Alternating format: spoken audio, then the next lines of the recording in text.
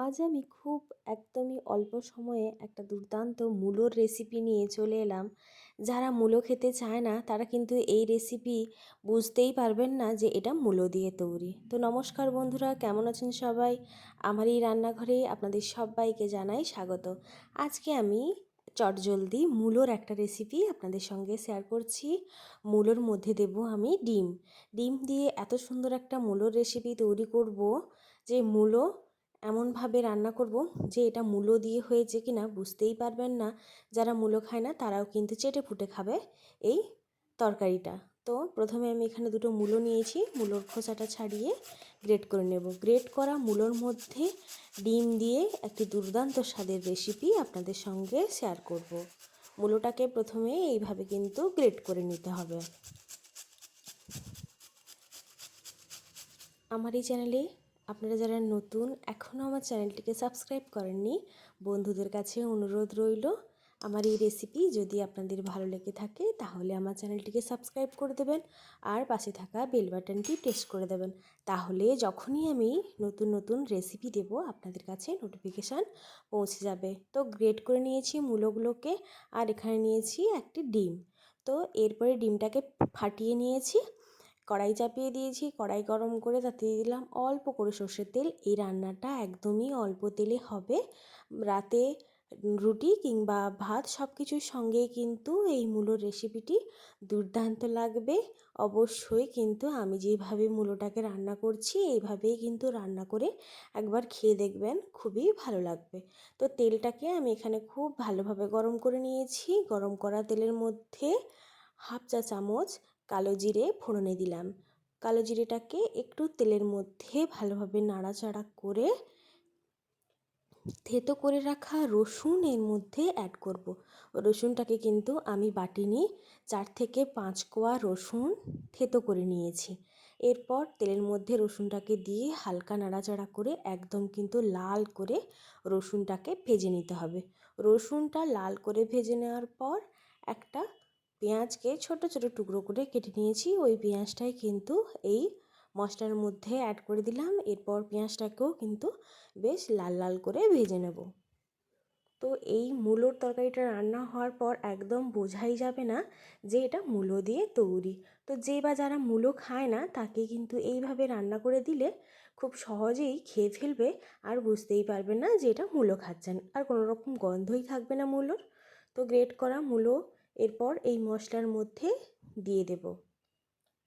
মশলার মধ্যে আর তেমন কোনো মশলাই কিন্তু লাগবে না, খুব অল্প মশলায় কিন্তু এই মূলোর তরকারিটা হয়ে যাবে একদম।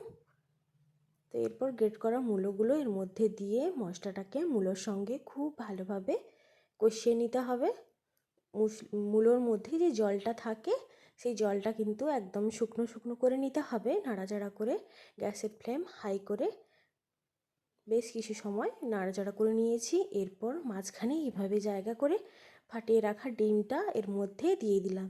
এরপর কিছু গুঁড়ো মশলা দেব। গুঁড়ো মশলার মধ্যে এখানে প্রথমেই আমি লবণটা দিয়ে দিলাম বেশি করে, কারণ এর আগে আমি লবণ দিইনি। একদমই পুরো রান্নার মতন করে পরিমাণ মতো লবণ অ্যাড করে দিলাম।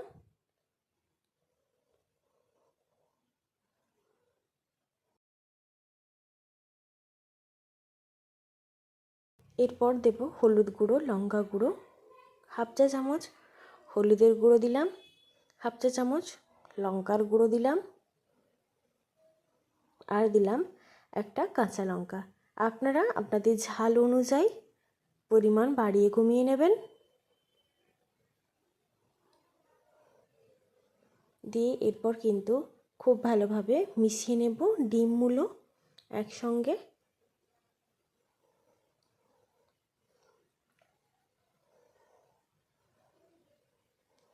বেশ কিছু সময় কিন্তু নাড়াচাড়া করে নিতে হবে।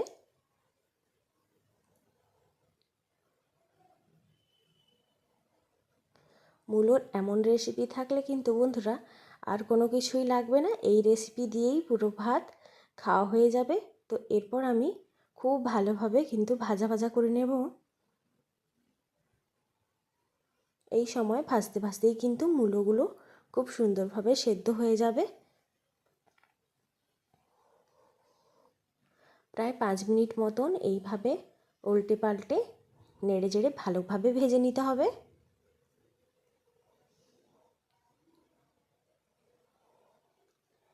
এরপর বেশ কিছুটা কেটে রাখা ধনেপাতা এই মূলোর মধ্যে অ্যাড করে দিলাম।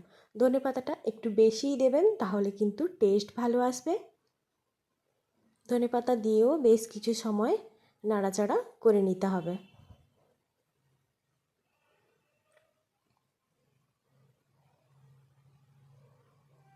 এই মূলো ভাজা শেষ পর্যায়ে দেখতে পাবেন যে মূলোগুলো কড়াই থেকে কিন্তু খুব সুন্দরভাবে আপনা আপনি উঠে আসছে, আর খুব সুন্দরভাবে একটা ফ্রেশ সুগন্ধ বের হচ্ছে, মূলোর কোনো গন্ধই নেই।